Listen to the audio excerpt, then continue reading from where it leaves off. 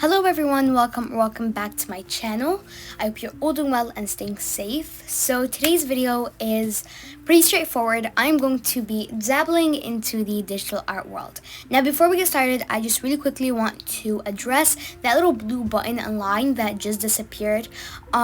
Long story short, the software that I was using actually recorded my whole drawing process, which was perfect, but it wouldn't export and download into my files, so I had to go ahead and screen record the video. So I'm really sorry about that. I know it is pretty distracting. It's not going to be showing up too much in the video.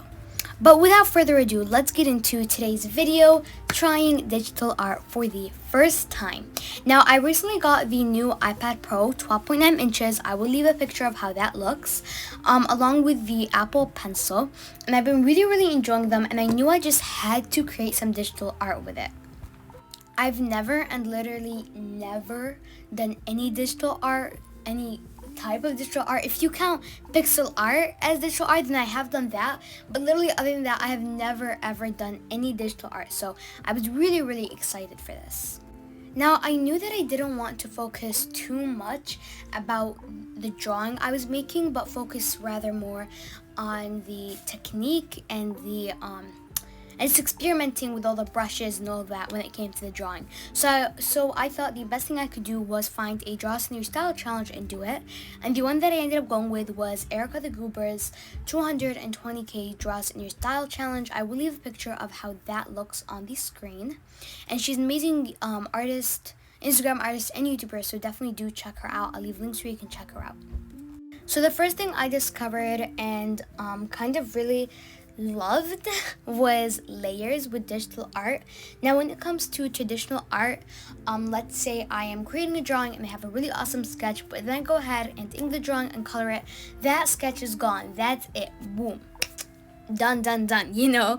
But when it came to digital art, I could make a layer of the sketch and then add another layer where I inked and add another layer where I colored. And if I didn't like the coloring, which I am foreshadowing the future, I would just go ahead and delete that layer. It was literally as simple as that.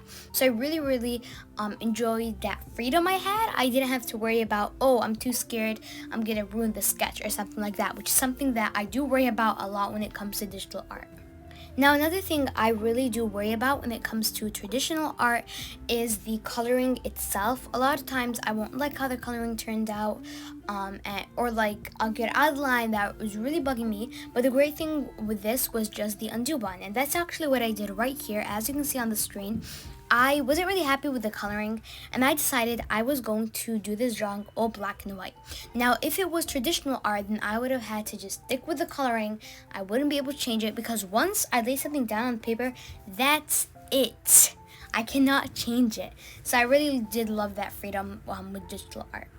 Another thing that I noticed that I also really enjoyed was when it came with traditional art. Let's say I was in a drawing, it would smudge, and that honestly was the biggest thing that would almost always ruin my drawings, was just the smudging. It's so frustrating and so annoying because I can wait 10 minutes before actually coloring it and it'll be fine, but like other times with different fine liners, I'll totally forget and I'll wait 20 minutes, yeah, it'll smudge everywhere. And forget that, sometimes I'll use, you know, a Sharpie for example, and that just gets smudged everywhere. So when it came with digital art, there was no such thing as smudging or any of that.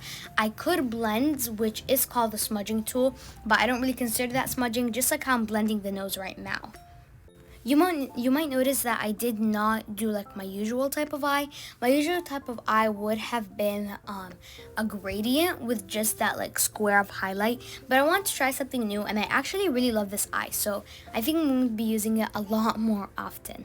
When it came to coloring the hair, I was having a lot of trouble with it because I wanted it to be shaded. Yeah, I didn't want it to be fully colored because I knew I wouldn't do a good job with that. It just wouldn't look shaded at all. So what I ended up doing was I got the black and I basically added lots and lots of outlines. And then with the smudge tool, I just smudged that and it was perfect. Next up was the earmuffs, and I wanted to add a bit of color to the earmuffs, so I was like doing pink and all these different colors. And honestly, out of everything, I think the earmuffs took me the longest because I wasn't really I wanted them to like be colorful, but at the same time it just wasn't working out, so I ended up just making them black. I do really love how it kind of looks like it's fur on the actual muff itself because of those white highlights that it added. That was super cool. So another pro that I thought of while I was drawing this character was something really awesome, and that was my hands were not getting dirty. Now, if anybody knows me, they know that when I create art, I am so messy, whether it be paint all over my shirt, marker all over my hands, or I'm like, sometimes I even get paint water on my nose. Like, the weirdest of places I will get dirty, okay? And it's really frustrating because when I create art, I know I need to go into a certain shirt, which is my art shirt, so that I get that shirt dirty. And it's honestly really annoying. And after I finished the drawing, I actually went to wash my hands because I'm used to doing that when it comes to traditional art. And I was like, wait, why am I washing my hands? This is totally okay. So that was a really big plus.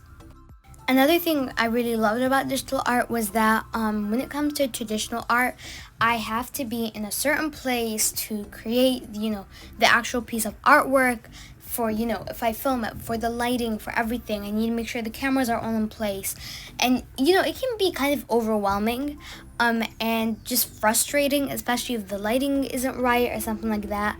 So I really love the fact that I just had the freedom to take, my iPad wherever I went and just draw. Even if I took a break for like an hour, it's saved where I was. It's like no problem. So I really enjoyed that. And something else that I enjoyed, I know this doesn't only apply to me really, but for me, a big thing is I create artwork that I'm really proud of off camera.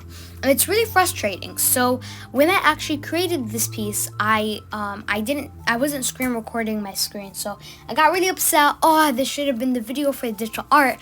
And then I noticed that it just screen recorded by itself. And I was like, oh my gosh. Yes, I was so happy because it was literally so perfect. So I was really happy about that. I have, I don't need to be in a certain place or a certain time to create a certain type of artwork that I'm proud of, because it's always going to be screen recording. Now, this also means that a lot of videos will hopefully be coming out, because one of the big reasons I don't upload as much is because of lighting and time and all that stuff.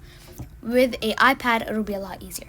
Now, I'm not by any means saying that digital art is gonna, be all the art that I do and, it's replacing traditional art. I am, I love traditional art, and I know that's the art that I'm going to be doing the most. However, I really like digital art, and I think it's going to be really great as an alternative. I know a lot of times I won't create any art at all, but with, I can be on my iPad a lot, and I'll just have my iPad right there and I can draw. So it's really great. Now let's talk a bit about the background. I knew I wanted a background, but I could not find one that I liked, for God's sake. So after a while, I just gave up. But then at the end, I found a background that PixArt had actually already created. So I just put that and it looked perfect. One thing that was annoying me was all the pink lines, as you can see, that are under the girl. I wanted to delete that layer, but the problem was, on accident, I did the inking on the same layer. So you're gonna see in a bit like a really ugly drawing popping up, but that's just the layer underneath. And then I would put the other layer back. It was just that I could erase the pink. And in the end, not all the pink was erased, which, was pretty annoying, but it was okay. It was hard. I definitely learned from it. I know now that I am always going to be creating a different layer for sketching, inking, coloring, background, 4 layers, because it was just really annoying, honestly. I tried my best with the shading and all of that with the white outlines and the background, of course, which was really frustrating. And right here, as you can see, this was the layer underneath. I'm just trying to remove the pink, but as I was removing the pink, some of the black would get off and then it would look weird. So I had to keep bringing the other layer back, seeing how that looked, then fixed it from there, which was annoying, but I also get it. At least the drawing didn't look like what you see right now. That's a pro. And I had to keep fixing, for example, the hair, because I removed the pink. I also removed a bunch of black, as I already said. So I had to go back and add black, but then there'd also be some more pink. So I had to go back and remove the pink, but then I removed some black. So I had to add more black, and it was like a whole really annoying process. Honestly, I think that's what took me the longest. But at this point right here, I think most of it is gone, just, you know, little things. I also accidentally erased some shading. So I was trying to figure that out, but it ended up looking like she had like a chin tumor or something. I don't know, it was really weird. So I had to fix that. And then I added the shading, which made it look a lot better. I think something I learned, I guess, was gradients look really good in digital art. Like, for example, the lip. I'm just staring at the lip in... I just love it. I really love the lip because of the gradient. I tried to also do a gradient background, but that didn't end up working out. So then I was like, I had the amazing idea of making snowflakes as the background, because I really love snowflakes. Really awesome, so unique, and they're really fun to draw. So little tutorial time. To draw them, you just make a star basically with with all the lines.